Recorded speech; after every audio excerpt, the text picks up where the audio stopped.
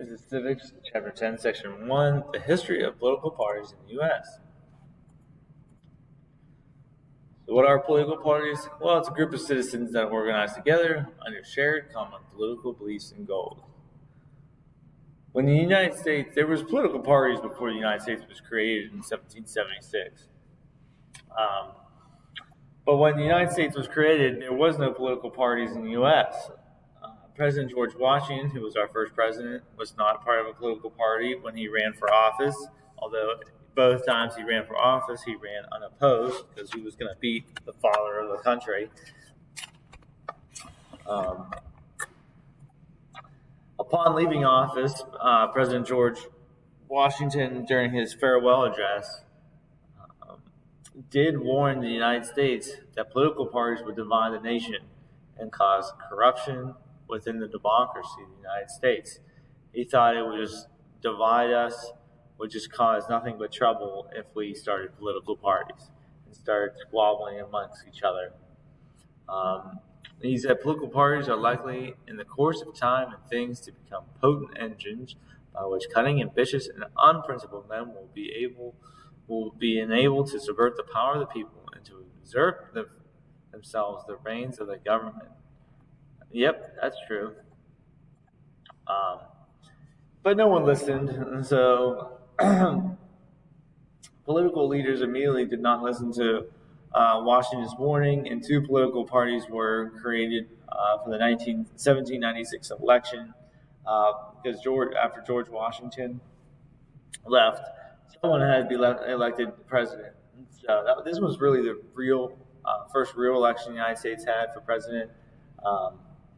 It's natural that the United States has two political parties because of the way the Constitution decides who wins elections. The presidential elections have the candidate with the most votes receiving all the electoral college votes, so it's a winner-take-all. So it's pretty much you want to only have two major candidates to run, or else because you need a certain amount of electoral votes. This is unique in the United States, so it really only makes sense that there's two candidates. Because when you have a third candidate in the United States, they generally don't have much of a chance to win. Or as we'll see, that if there's more political parties, more candidates, usually no one gets a majority of the vote, and you need a majority to win according to the Constitution. Like third party candidate in 2020, Jo Jorgensen, she didn't even win a single state. She only won 1% of the vote. The Green Party guy, another third party, only won 1% of the vote. So it's really, people want to vote for someone that has a chance to win. All right. The first two political parties were the Federalists and the Democratic Republicans. The Federalist Party had the belief in a strong federal government and a national banking system, good relationships with England. Alexander Hamilton and John Adams were the leaders of that Federalist Party. The Democratic Republican Party, their opposition, was formed. They believed in a weak federal government, and they believed these Federalists were creating another monarchy. The power should be with the states, and believed in a very strict interpretation of the Constitution. This was headed by Thomas Jefferson. Like we said before, strong central bank, weak central government for the Democratic Republicans, favored business and the wealthy. Democratic Republicans were supposed to be for the ordinary people. This just gets into a little bit more.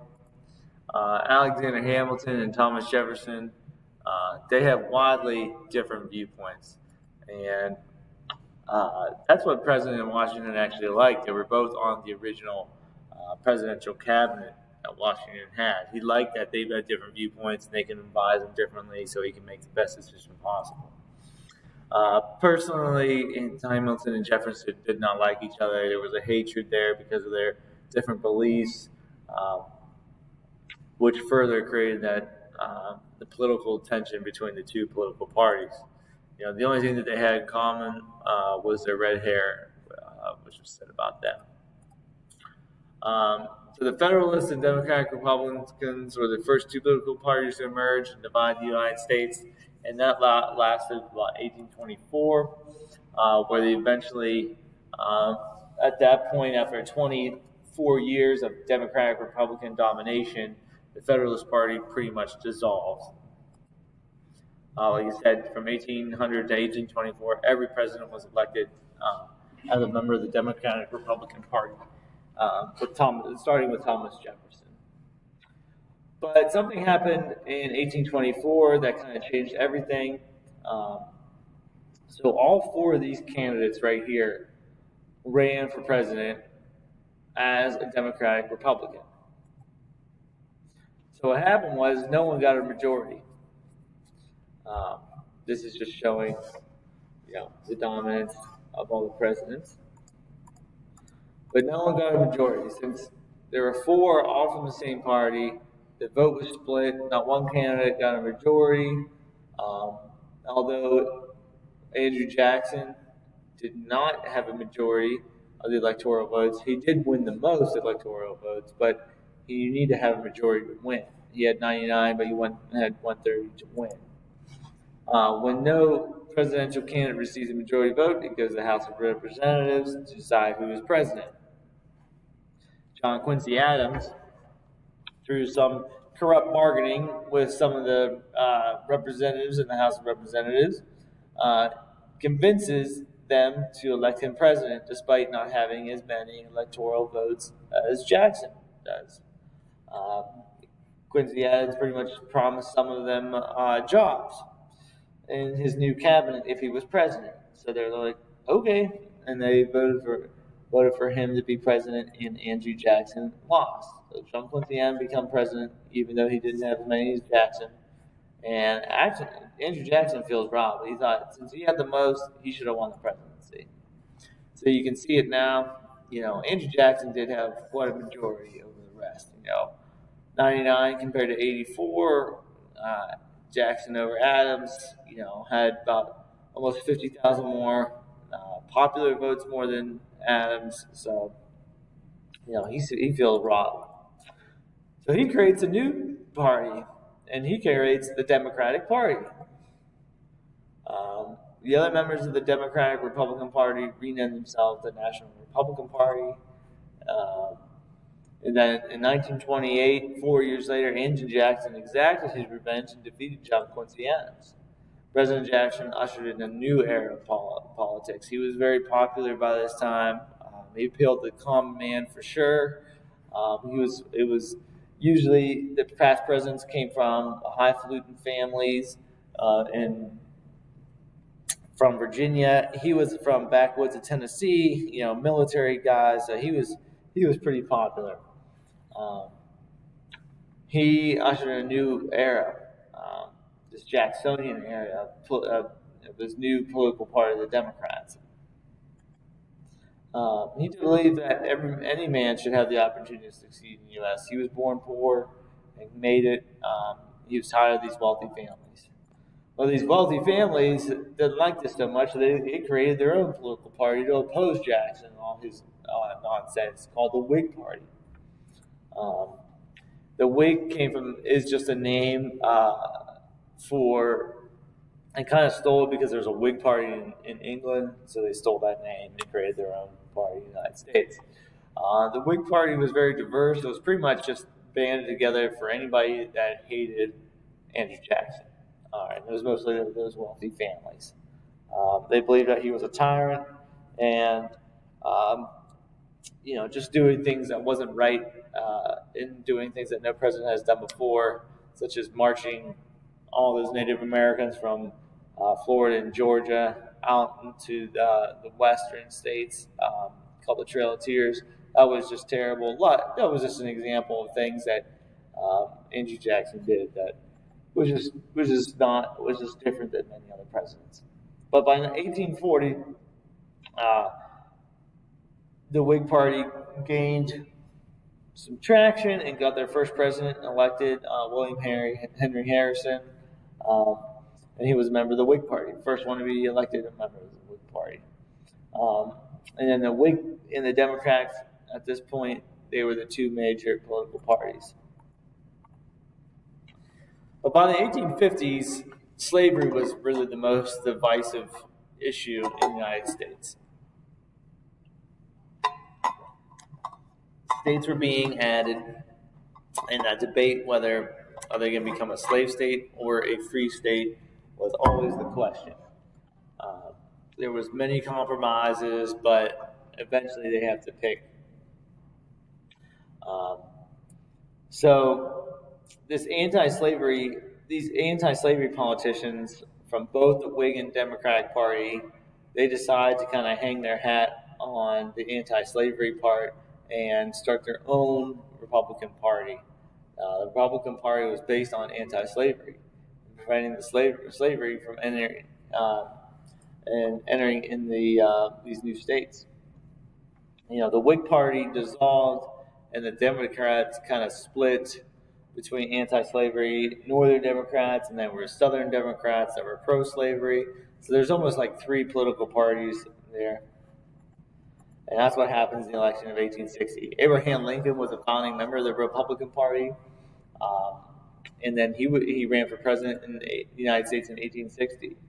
So since the Democrats were split between Northern anti-slavery and Southern pro-slavery Democrats, their vote was split, and Abraham Lincoln was able to win the election of 1860.